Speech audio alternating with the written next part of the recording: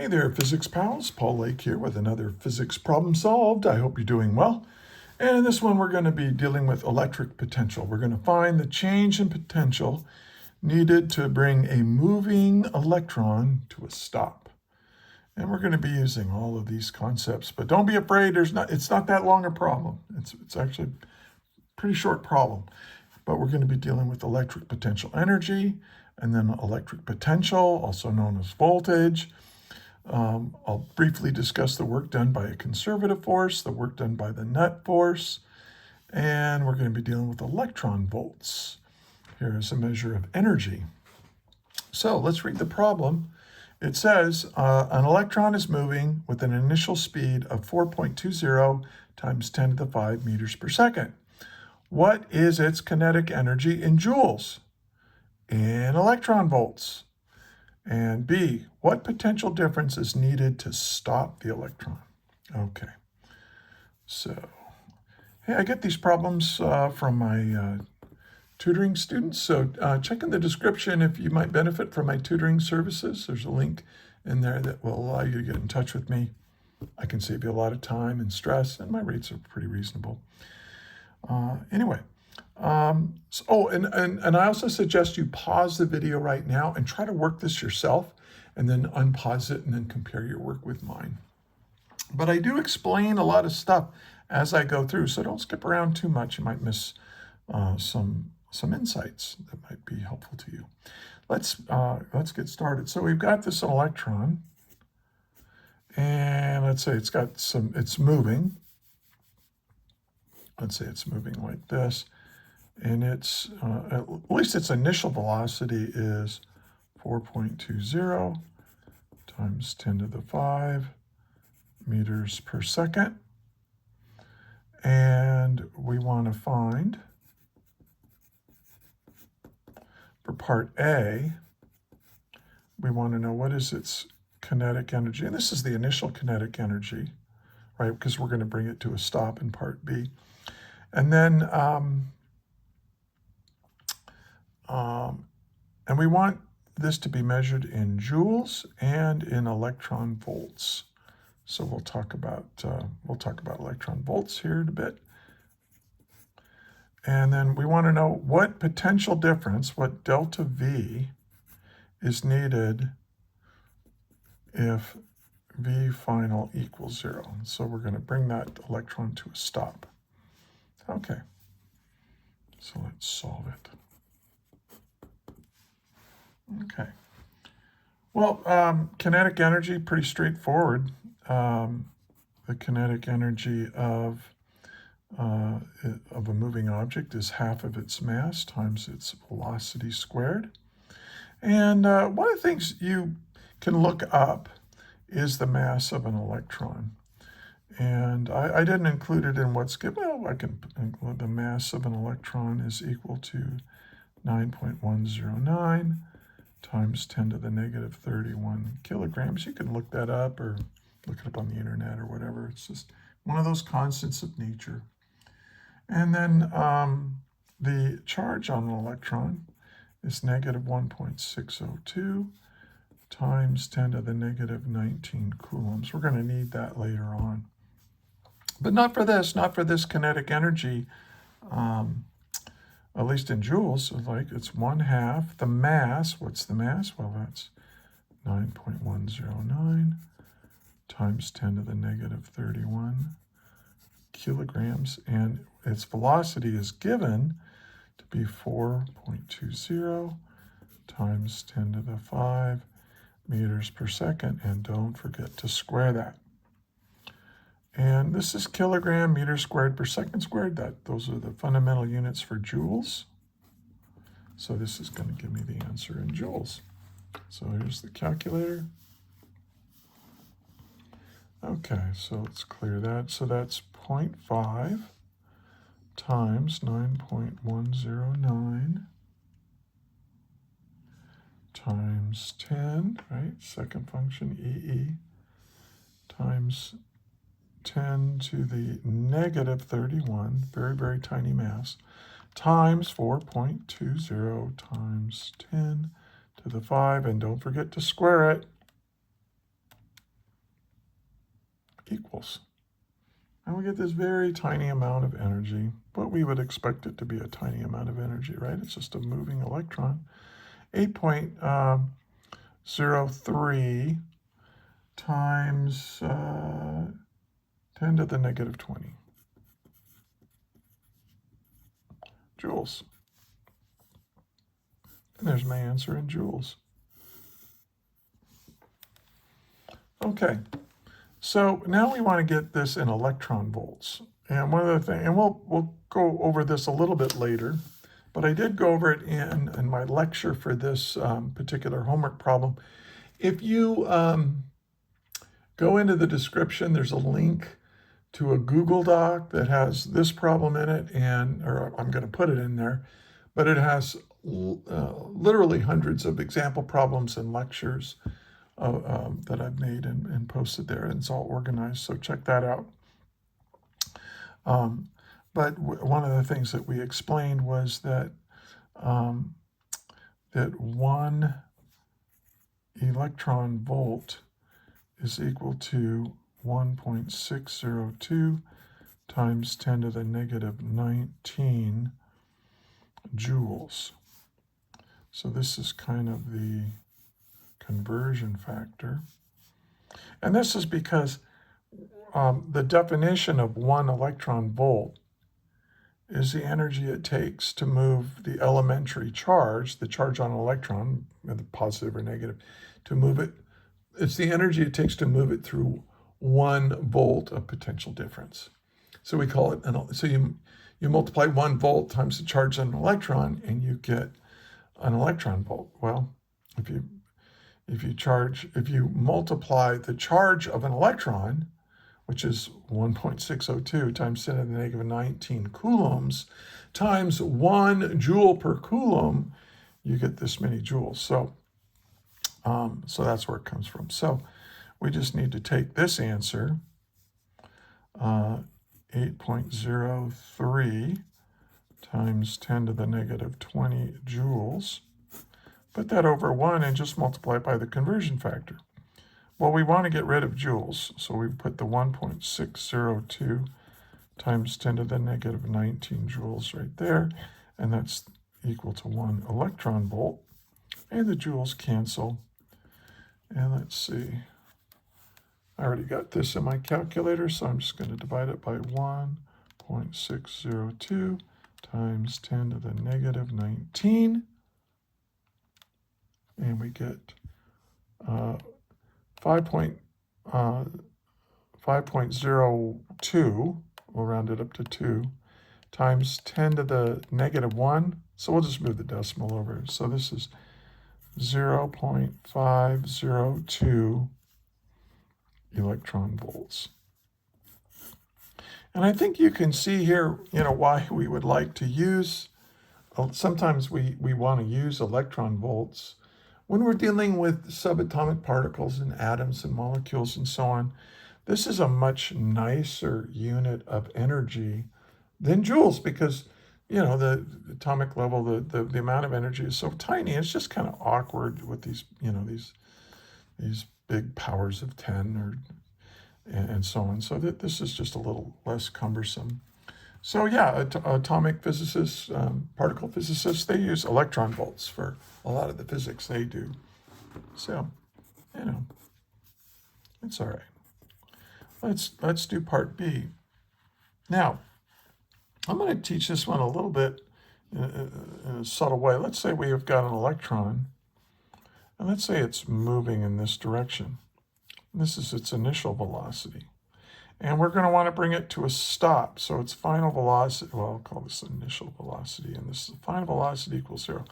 So something has to apply a force to it in this direction to slow it down. Well, that would be the electric force, right?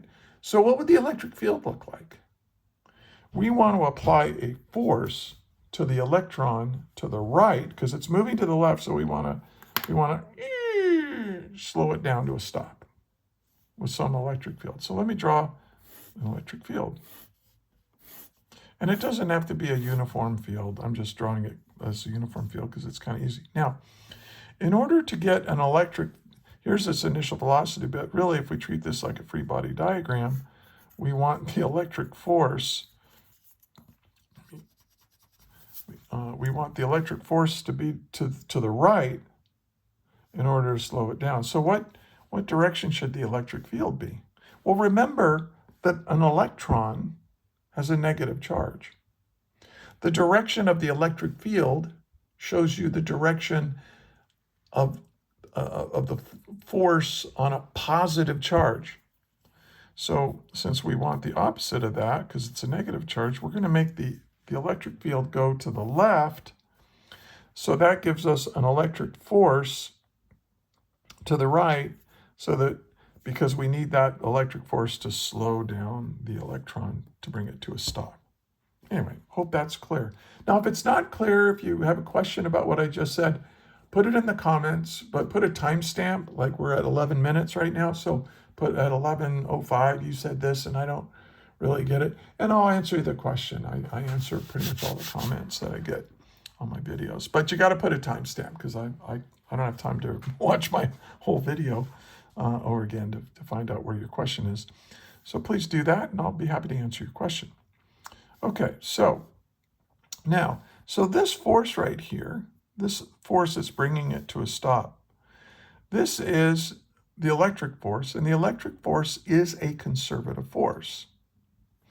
And we know that the work done by a conservative force results in a loss of potential energy. The work done by a conservative force results in a loss of potential energy. This is like if you have a rock and you hold it over your head and you drop it, right? The force doing work on it is the force of gravity. And as it brings that rock down, we lose potential energy. So that's what's going to happen to the what's going to happen here. Right? This is the electric force is a conservative force. It's going to result in a negative change in potential energy. Now we also know that this is the only force acting on the electron, so it's the net force. So what is the work done by the net force equal to? Well, that's equal to a change in kinetic energy.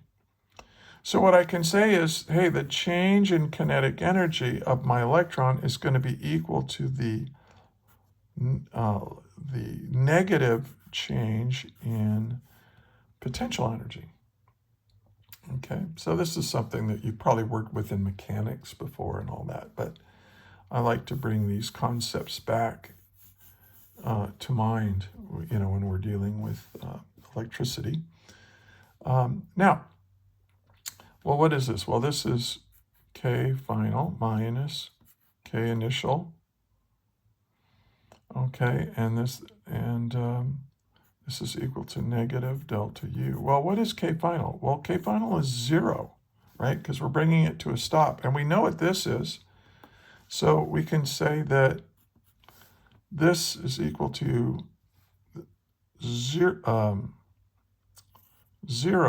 minus the initial kinetic energy, but we know what that is. That's negative 8.03 times 10 to the negative 20 joules. Well, not negative. It's positive kinetic energy, but it's the initial kinetic energy. So when you're finding a change in kinetic energy, it gets subtracted, right? Well, look at this. Ooh, this negative is going to go away. And we can say that the change in potential energy is going to be 8.03 times 10 to the negative 20 joules. Now, we need to figure out what that means in terms of voltage. Well, remember that a change in voltage is equal to a change in potential energy divided by the charge that's on my object that's moving, under the influence of that electric field, or that's changing its position and therefore changing its voltage.